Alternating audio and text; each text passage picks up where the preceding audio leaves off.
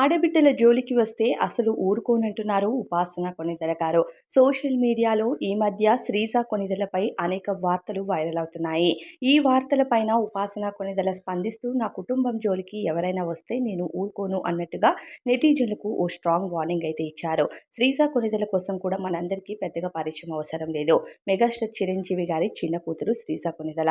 శ్రీజ కొణిదెల మొదట ప్రేమించి ఒక అబ్బాయిని వివాహం చేసుకున్నారు. ఇక ఒక పాప పుట్టిన తర్వాత విడాకులిచ్చి చిరంజీవి గారి చేతుల మీదుగా మరో హీరో అయిన ఇక కళ్యాణ్ గారినైతే వివాహం చేసుకోవడం జరిగింది.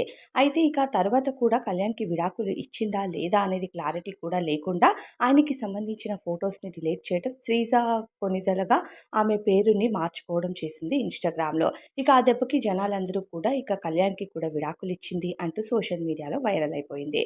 ఇక శ్రీజ కళ్యాణ్ నుంచి శ్రీజ కొణిదెలగా ఎప్పుడైతే పేరుని మార్చిందో అందరికీ క్లారిటీ రావడం, ఇది జరిగి దాదాపు చాలా ఏళ్లు గడిచింది. కానీ ఇప్పుడు సోషల్ మీడియాలో మళ్ళీ శ్రీజ పైన పలు వార్తలు వైరల్ అవుతున్నాయి.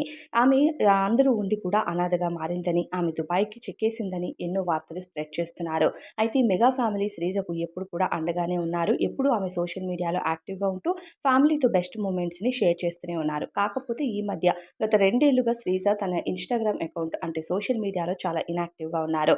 ఎప్పటికప్పుడు ఫ్యామిలీతో బెస్ట్ మూమెంట్స్‌ని షేర్ చేసుకునే శ్రీజ ఆ తరువాత పూర్తిగా సోషల్ మీడియాకి దూరంగా ఉండిపోయారు.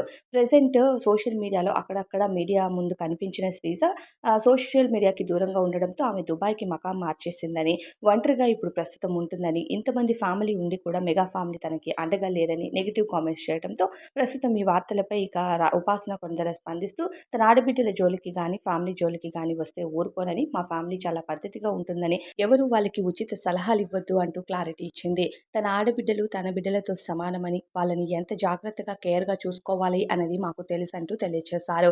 ఏదేమైనా సరే ఫ్యామిలీ విషయంలో ఉపాసన ఉండే విధానం మాత్రం గ్రేట్ అనే చెప్పాలి. మరి మీకేమనిపిస్తుంది ఉపాసనపై కామెంట్స్‌లో చెప్పండి.